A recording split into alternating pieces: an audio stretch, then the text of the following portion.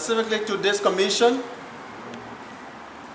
to first recognize an effort that had been undertaken by this commission, which we see as a community of people with interest in that area as a bold and courageous step, and to further call on the commission to pursue similar path in her mandate in ensuring that issues of concerns obtaining in the extractive sector are appropriately addressed.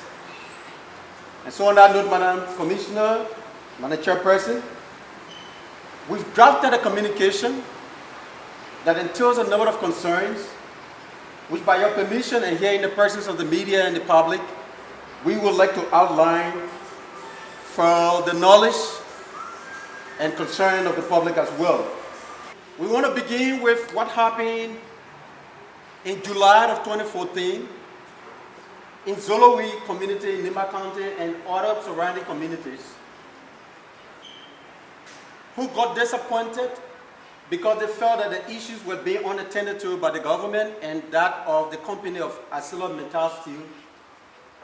And in their disappointment went amok and started to demonstrate, putting forth their grievances in a mood that was considered violent. The government went in with excessive force, killed the situation, but also had a number of persons who were considered as the demonstrators arrested and incarcerated. Madam Chairperson, we want to bring to your attention today that the status, the security, the condition of those people is still to be followed up on. We are today making a passionate plea to this commission, as we've all been doing, to see what has obtained and what is the condition of those people. Again, Madam Commissioner, Madam Chairperson, you will recall also that in Buto, in Sano County, there was similar uprising of the people of the community against, again, another concession company, this time called Bodi Ferrilium. In the midst of all of the concerns for reaching out and undertaking inquiry to understand what obtained, your commission undertook an investigation and afterward published a report. In that report, you came up with a number of recommendations. Recommendation number 5, you said that the government, whoever security forces that were deployed, should cease from any action of pursuing anybody that was deemed to be a demonstrator and to be apprehended, and that the process be addressed. Again, in your report, Madam Commissioner, count number 6, recommendation number 6, you said that all of the people who were apprehended and imprisoned should be released. And all of those issues be brought forth under the due process of law. We are particularly concerned about the government of Liberia non-action on the recommendations that you put forth in your report. Madam Chairperson, almost 3 months after the INCHR report, the citizens of Buto continue to languish in the forests and bushes under the hazardous condition and circumstances with serious implications for their health and safety, afraid that they may be arrested if they come out. A condition which you didn't want to occur, for which you recommended that everything be seized. In addition to recommendation 5 and recommendation 6, which call for the release of all persons detained on account of the riot, in view of the fact that no lives were lost due to the riot, or if government decides to prosecute them, then pending trial, the detained and those in the bushes should be allowed to surrender and all be admitted to bail in keeping with law. It is also clear that the government of Liberia has ignored these very important recommendations and innocent citizens continue to be held in detention despite your findings, conclusions, and recommendations mandating the release of those people. Madam Chairperson, because of the non-action by the government of Liberia to implement the recommendations of the INCHR, on the 15th of July, we were distressed to learn also of the death of one of the residents who was apprehended and imprisoned by the person of Friday Thompson in the Greenville Central Prison, Sando County, under unexplained circumstances. According to the information received, Madam Chairperson, despite several appeals from family members and citizens of Buto, law enforcement officially hurriedly buried the late Thompson without any medical examination as to determining the cause of death. According to family members and fellow prisoners, Mr. Thompson had previously complained of being beaten and tortured by the police during his arrest. Media reports have also quoted the prison official that Mr. Thompson had complained continuously of pain in his chest and stomach during his detention, but was denied medical attention. That could have been avoided had the recommendations been respected and upheld. You are fully aware that when the state deprives an individual of liberty, its control of the situation leaves a heightened level of responsibility to protect that individual right.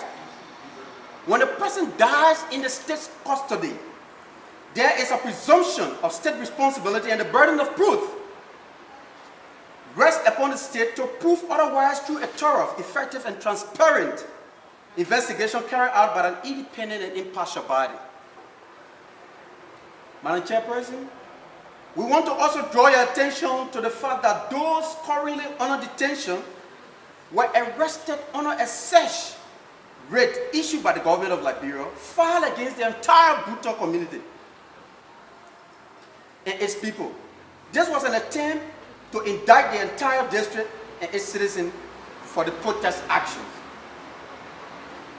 Based upon these commissions, the Concession Working Group will first like to say in this public manner that we commend the Commission first for undertaking its responsibility and making sure that issues of concern in human rights context are addressed. That in spite of the limitation and challenges you face for logistics and finances, you were able to brave the storm and undertake an investigation. To that, Madam Chairperson, the working group wants to give you a hand of applause and encourage you to do more. In the same vein, we want to put forth the following recommendation for your consideration. With your investigative, inquiry, and subpoena powers, we do recommend that it is the INCHR, including the County Attorney of Sando County, the Inspector General of the National Police of Liberia, and the allegations or claims from citizens of beating, flogging, and torture. The group will highly appreciate, Madam Commissioner, if the Commission were to inquire or summon these people to explain to the allegations that were leveled against these people by the people of Buto. We also recommend, Madam Chairperson, that you conduct a thorough investigation of the roles of the Deputy Minister of Internal Affairs for Administration, Honorable Vani Saleh, the role and responsibilities of the Minister of Gender, Madam Julia Duncan Cassell, the roles and responsibility of the Superintendent of Sando County, and the roles and responsibility of the County Attorney of Sando County and other local officials, including all other actors who may have contributed to the procurement of the search and seizure writ against the entire Buto district, which subsequently resulted in the arrest, torture, and detention of several citizens of Buto, as well as the untimely death and horrid burial of Friday Thompson without an autopsy, despite the many calls. We request that these people be summoned Chairperson, because they were all in signing. These people named in this document visited signing out of the intent to intervene in whatever way, good intentions or what. It will please us were you to invite them and let them explain their roles played. And make inquiry as to why the government of Liberia has not attempted to implement the recommendations that are contained into your report issued in August 2015, and request a detailed work program from the Attorney General about the government of Liberia action to implement all of these programs. Madam Chairperson, we are saying that if the Ministry of Justice had not done so, we call on the Ministry to do that now, and that they should present to you an outline action of activities as to how they hope to address this concern. As we go to closure, they were involved in arrest, search and seizure of the private properties and homes of private appropriately and through the proper process of the law. Once again, we want to thank you. I want to thank everybody for attending. Thank you so much, Madam Commissioner. In this light, we will continue everything we've spoken of, reduced into this note to you, Madam Chairperson. Thanking you further for what you've done, for your report, which has informed and helped to back our actions, and we encourage you to do more, and that together we can obtain due justice in accordance with the law. Thank you so much.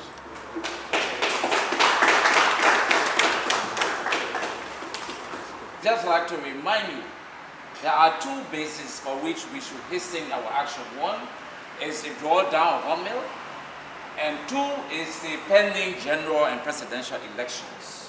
Those are bases that should warrant our quick action to some of these counts. We all know there is a nexus between the management of resources and conflict. As we go to these major milestones, we just hope that these issues around the management of natural resources be taken extremely seriously. Thank you very much. Investing your money on our land. If you don't settle down with us, prepare for the worst. That was the threat. Pack all your things and leave our land. What GVL should have done according to us, other people might do otherwise, but that was our conclusion. GVL should have taken up even 2 minutes of their very busy schedule and call those officers because they signed it. This was their position. You should have called those few people, maybe 3 or 5 of them, not the whole group. What is it? Well, no. They decided, threat or no threat, they were not going to get an audience. That was our position. We all in this country, we know where we are coming from. And anybody that's coming here should know where we are coming from. We are coming from a state of confusion, of people killing people. We are coming from a country that has been devastated of